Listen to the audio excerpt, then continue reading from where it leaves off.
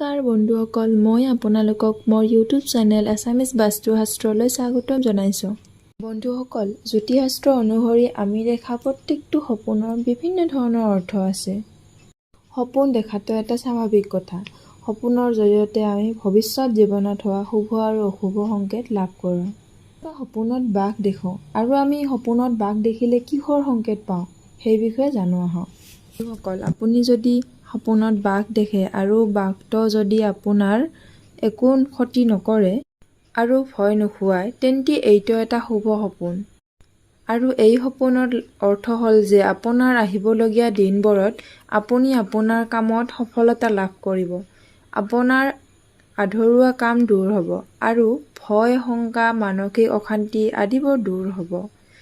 এই সপোনে আপোনাৰ পজিটিভ এনাৰ্জি লৈ আহে।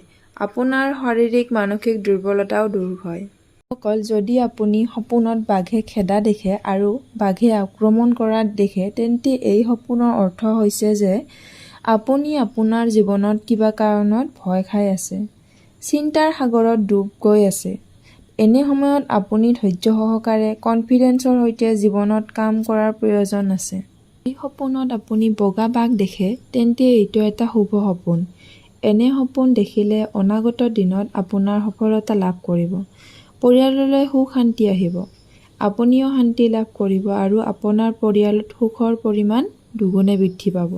যদি আপুনি সপোনত বাঘৰ লগত যুদ্ধ কৰা দেখে বা বাঘ মৰা দেখে, এই সপোনৰ অৰ্থ হ'ল যে আহিবলগীয়া দিনবোৰত আপুনি সাজু হৈ আছে। আপোনাৰ আত্মবিশ্বাস দুগুণে বৃদ্ধি পাব, আপোনাৰ শত্ৰু আপোনাৰ হাতত পৰাজিত হ'ব, আপোনাৰ মান সন্মান বৃদ্ধি হ'ব। বন্ধুসকল, যদি আপুনি বাঘৰ লগত খেলা দেখে, তেন্তে এই সপোন এটা শুভ সপোন। অনাগত দিনবোৰত আপোনাৰ সমাজত মান সন্মান বৃদ্ধি হ'ব, ধন বৃদ্ধি হ'ব, আপোনাৰ ঋণ থাকিলে সেইবিলাক নাইকিয়া হৈ যাব, ধনৰ সমস্যা যদি আছে সেই সমস্যাও দূৰ হ'ব।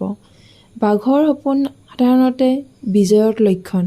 যদি আপুনি সপোনত বাঘ দেখে, তেন্তে আপুনি আপোনাৰ কামত বা কম্পিটিটিভ এক্সাম বা কম্পিটিশ্যনত সফলতা লাভ কৰিব। সপোনত বাঘ দেখা এটা শুভ সপোন। এনে সপোন দেখি ভয় খোৱাৰ কোনো কাৰণ নাই। ভিডিঅ'টো ভাল লাগিছে তেন্তে ভিডিঅ'টো লাইক কৰিব আৰু এনেধৰণৰ ভিডিঅ' পাবলৈ মোৰ চেনেলটো ছাবস্ক্ৰাইব কৰিব। ধন্যবাদ।